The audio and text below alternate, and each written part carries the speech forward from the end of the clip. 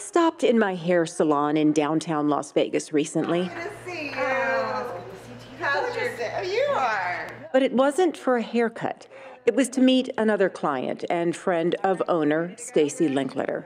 We had something in common, aside from our hairstylist.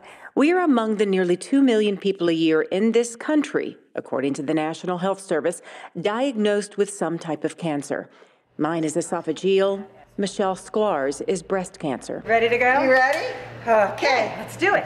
And at least for right now, we can say we are among those who are beating it. Thanks in one small but very important part to Stacy. Here's Michelle's story. March of 2023, I was laying in bed and I felt this lump in my breast. That was a shock.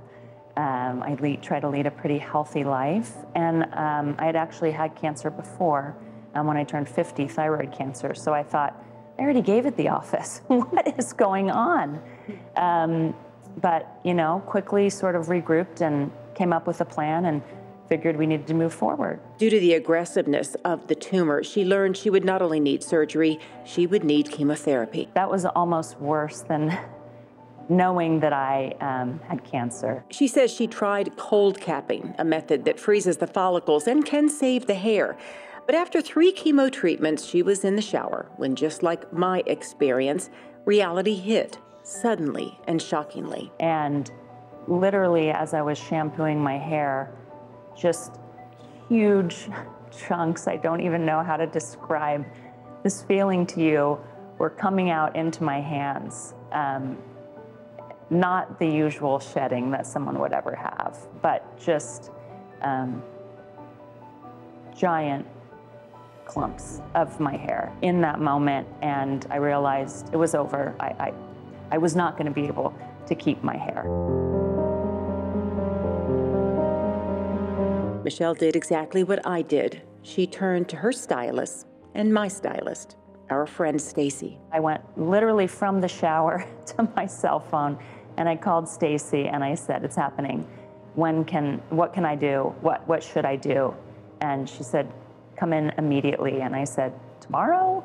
Later today? She said, no, come now. I'm clearing my schedule. Come now. Michelle arrived, and Stacy, sadly being no stranger to helping clients through this, started her assessment. Actually, she turned me away from the mirror because she knew how traumatic it would be for me to see what was going on with my hair. I didn't want her to see what I was seeing.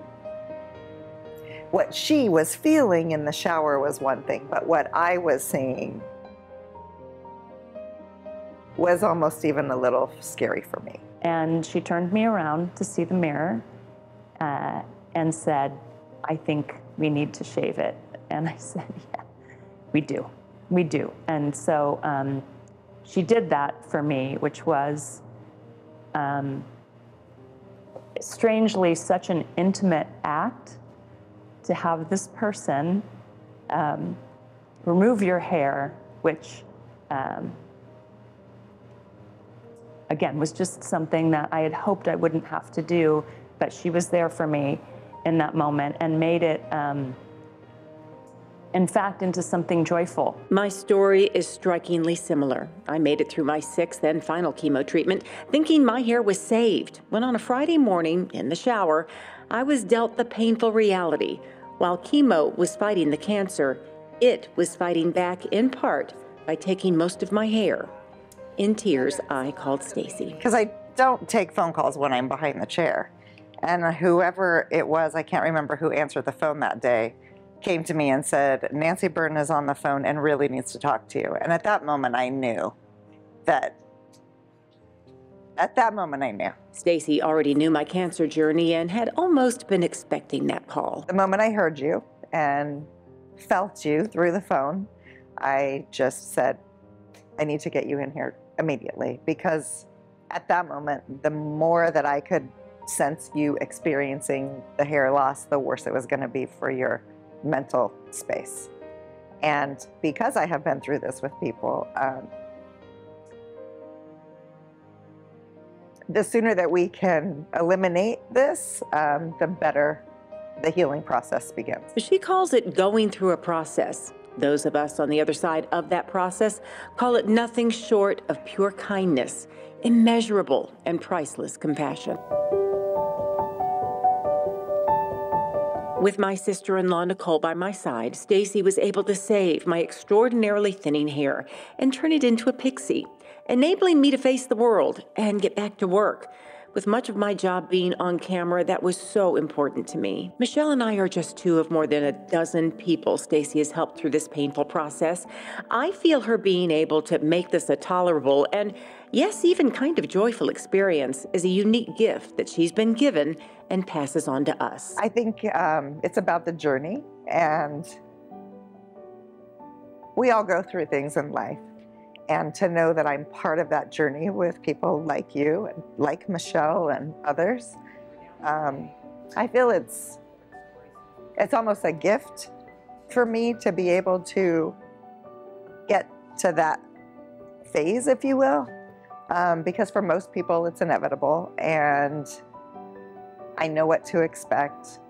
And I think that through my practice, I've been able to go through the journey with people with grace. Stacy can't speak on behalf of all of her profession, but she does advise others going through this to turn to their hairstylists. They know your hair and how to help. You just may find compassion and care in an unexpected place, like Michelle and I did. Don't be afraid. Don't be afraid. You will be stronger. You will be beautiful. You will be that much more amazing. Don't be afraid. It's okay. Unfortunately, this isn't a rare and unusual thing to have any kind of cancer. It's the, #2 leading cause of death in the United States. So it's just, open yourself up to the support and the love that is out there, and you'll get through it and maybe come out stronger on the other side.